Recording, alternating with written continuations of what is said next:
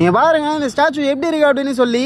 Hello guys, நம்ம இப்போ ஃப்ரெண்டோட குலதெய்வ கோயில் போறதுக்காக சென்னையில இருந்து திண்டிவனம் போறோங்க. போற வழியில அப்படியே ஏதாவது சாப்பிடலாம் அப்படின்னு சொல்லி சமோசா சாப்பிட்டு டீ குடிச்சு அப்படியே போயிட்டு இருந்தா ஸ்ரீபெரும்புத்தூர் வந்துச்சு. இங்க இந்த முறுக்கு ரொம்ப ஃபேமஸ், அதனால அந்த முறுக்கு அப்படியே வாங்கி சாப்பிட்டுக்கிட்டே திண்டிவனம் வந்துட்டோங்க. இங்க வந்ததும் டிஃபன் சாப்பிட்டு போகலாம் அப்படின்னு சொல்லி ஒரு கடையில டிஃபன் சாப்பிட்டு அப்படியே பஸ்ல ஏறி பெரும்பாக்கம் வந்துட்டோம். அங்க இருந்து திரும்பவும் ஆட்டோ பிடிச்சி திருவாக்கரை அப்படிங்கிற ஒரு கிராமத்துக்கு வந்துட்டோம். இங்க தான் பச்சை வாழியம்மன் கோவில் இருக்கு. இதுதான் நம்ம ஃப்ரெண்டோட குலதெய்வ கோவில். சரி, கோவில் எப்படி இருக்கு பார்க்கலாம் அப்படின்னு சொல்லி அப்படியே உள்ள வந்தா இங்க இந்த பிரம்மாண்டமான முனீஸ்வர்களோட ஸ்டாச்சு இருக்கு.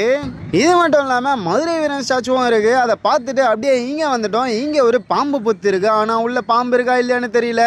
நான் இதை தூரத்துல இருந்து பார்க்கும்போது மரம் அப்படின்னு நினைச்சிட்டேன். அப்படியே பின்பக்கம் வந்து இங்க பார்த்தா இங்க ஒரு ஒற்றை கல்லால் செதுக்கப்பட்ட பெருமாள் சிலை இருக்கு. ரொம்ப சூப்பரா செதுக்கி இருக்காங்க. அப்படியே நம்மளும் பச்சை வாழியம்மனை தரிசனம் பண்ணிட்டு பக்கத்திலேயே ஒரு கேன்யான் இருக்குன்னு சொன்னாங்க. அப்படியே அந்த கேன்யானை பார்க்க வந்துட்டோம். இந்த கேன்யான் கிட்டத்தட்ட 2 கோடி வருஷங்களுக்கு முன்னாடி உருவானதான். அது மட்டும் இல்லாம இந்த இடத்துல டைனோசர்ஸ் எல்லாம் வாழ்ந்துருக்கு அப்படின்னு சொல்லி சொல்றாங்க. பிளேஸ் ரொம்ப ரொம்ப சூப்பரா இருக்கு. அப்படியே அந்த கேன்யானை பார்த்துட்டு ரிட்டர்ன் கிளம்பி வந்துட்டோங்க.